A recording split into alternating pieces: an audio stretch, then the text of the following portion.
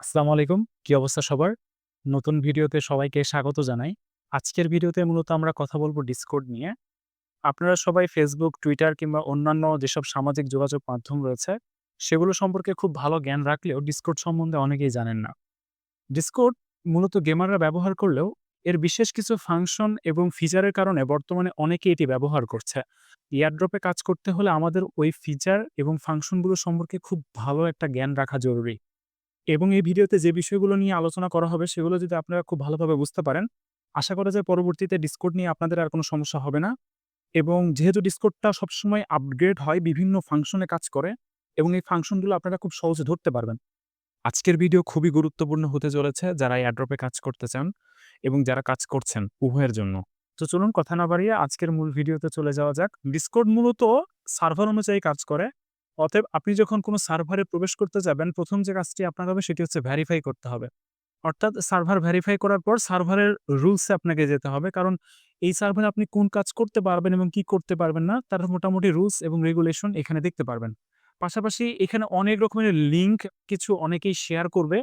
যেই লিঙ্কগুলোতে আপনাকে খুব সাবধানে ক্লিক করতে হবে। কেননা এখানে ফিশিং লিঙ্ক ইউজ করে আপনার অ্যাকাউন্ট হ্যাক, ওয়ালেট হ্যাক সহ অনেক রকমের হ্যাকিং এর ঘটনা এখানে ঘটে থাকে। তো সাবধানতা অবলম্বন করা সবচেয়ে বেশি জরুরি। আমাদের সবচেয়ে ইম্পোর্টেন্ট জায়গা হচ্ছে রোলস। আপনারা দেখতে পাচ্ছেন এই সার্ভারে ৩ টা রোলস আছে। একটা এস নোড অপারেটর, ২ ডেভেলপার এবং ৩ নাম্বার হচ্ছে টেস্টনেট ভ্যালিডেটর। এই ৩ টা রোলস এইখানে কাজ করে। একেকটা সার্ভারে একেকটা রোল কাজ হয়। রোল নিয়ে সামনে বিস্তারিত একটা আলোচনা হবে। ভেরিফাই করার পর আপনারা চেষ্টা করবেন যে তাদের চ্যাটে গিয়ে randomly কোনো কিছু একটা লিখতে। যেমন হইতে পারে "হোয়াটস গোইং অন হেয়ার" বা বিভিন্ন ধরনের কথাবার্তা আপনারা সেখানে বলতে পারেন। এতে করে বোঝা যাচ্ছে যে আপনার অ্যাকাউন্টটা সঠিকভাবে ভেরিফাই হইছে। যেহেতু আমরা কয়েকটি কন্ডিশন নিয়ে আপনাদের সাথে কথা বলব, তো ১ম এ আমাদের যে কন্ডিশনটা আসবে বলতে পারে যে ওয়ালেট রেজিস্ট্রেশন। সেটি হচ্ছে যে আপনার যে ওয়ালেট রয়েছে MetaMask, সেই ওয়ালেটটাকে অনেক সময় এই Discord এ রেজিস্ট্রেশন করতে বলে। যেটার মাধ্যমে আপনাদেরকে টোকেন অ্যালোকেশন দেয়া হবে। এখানে কিছু কমান্ডস এবং গাইড যদি আমরা খেয়াল করি তাহলে বলতেছে ফার্স্ট কমান্ড হবে আমাদের রেজিস্টার এবং register or update your EVM এবং ২ নাম্বারে হবে যখন আমরা রেজিস্টার কমপ্লিট করব তারপরে সেটিকে চেক করা।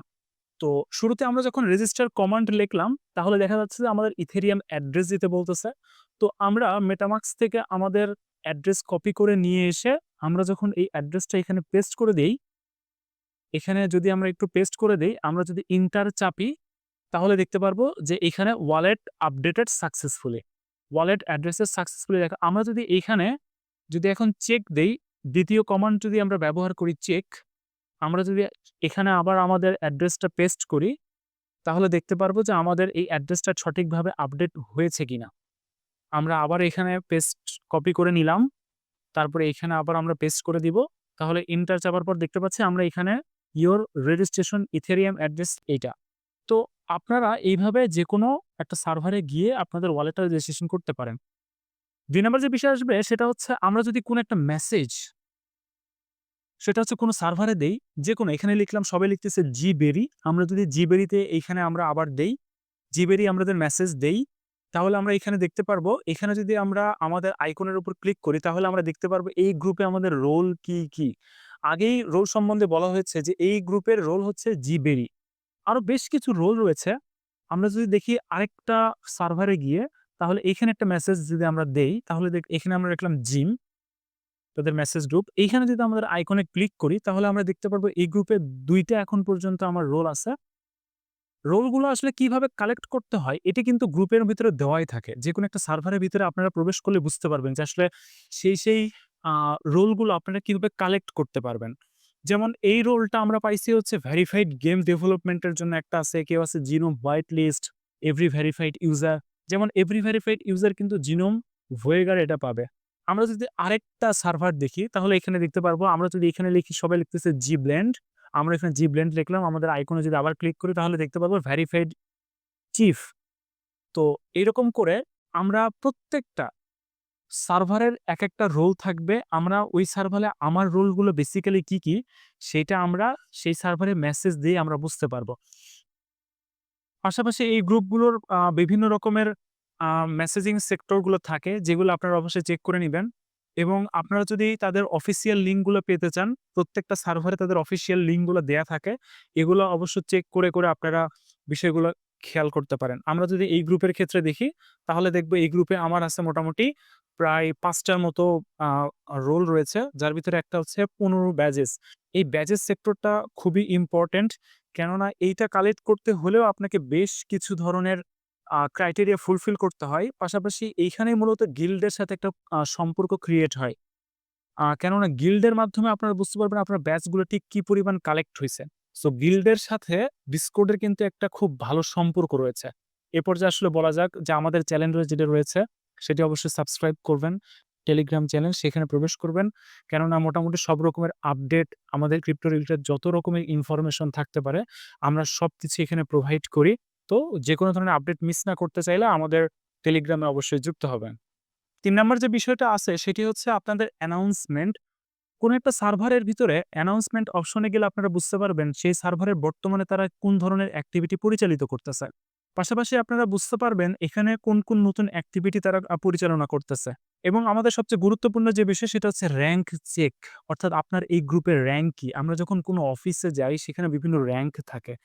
কেউ থাকে ম্যানেজার, কেউ থাকে ডিরেক্টর, কেউ থাকে হচ্ছে যে শ্রমিক, কেউ থাকে বিভিন্ন পদের লোকজন থাকে। ঠিক তেমনি আমরা যখন কোনো সার্ভারে ঢুকি, সেই সার্ভারে আমার র‍্যাংক থাকতে হবে। এখানে আপনারা দেখতে পাচ্ছেন যে একেকজনের একেক র‍্যাংক। সেটা হচ্ছে এর লেভেল 0 এবং পজিশন হচ্ছে ৯,০০০, এনার লেভেল 0 এবং পজিশন ১০,০২৭। এই লেভেল চেক করার জন্য অনেক সময় আপনাকে লেভেল চেক করতে বলতে পারে। তো এখানেও কিছু কমান্ড ইউজ করতে হবে। যেমন আমারটা দেখতে পাচ্ছেন যে এখানে লেভেল 1, পজিশন হচ্ছে ৫,৪৪৫। আচ্ছা, আপনারা যদি খেয়াল করেন তাহলে এখানে দেখবেন এখানে আমি লিখেছি এক্সক্লেমেটরি র‍্যাংক। তাহলে এই কমান্ডটা ইউজ করার মাধ্যমে আপনারা এই সার্ভারের র‍্যাংক সম্পর্কে জানতে পারবেন। এবং অনেক সময় অনেক সার্ভারের ক্ষেত্রে আপনাকে র‍্যাংক চেক করতে বলতে পারে। এর উপর ভিত্তি করে আপনার টোকেন অ্যালোকেশন হইতে পারে। তো সর্বশেষ আমরা যে বিষয়ে আসবো সেটা হচ্ছে যে আমাদের প্রোফাইলের ভিতরে কিছু টুকিটাকি কাজ রয়েছে। আপনারা চাইলে এখানে ২-১ টা অ্যাকাউন্ট যোগ করতে পারেন। এবং সবচেয়ে ইম্পোর্টেন্ট জায়গা হচ্ছে কপি ইউজার আইডি। কেননা এটার ভিতরে আপনার আইডেন্টিটি প্রকাশ পায় এবং বিভিন্ন প্রজেক্টে যখন আপনাকে কোনো কিছু প্রোভাইড করতে বলে, বিশেষ করে যে জিনিসটি প্রোভাইড করতে বলে সেটি হচ্ছে এই কপি ইউজার আইডিটা। এবং আপনার ইউজার নেমটা অনেক সময় কপি করতে বলে, সেটিও আপনি কপি করতে পারবেন। ডিসপ্লে নেমটাই বেসিক্যালি ইউজার নেম হিসেবে কাজ করে।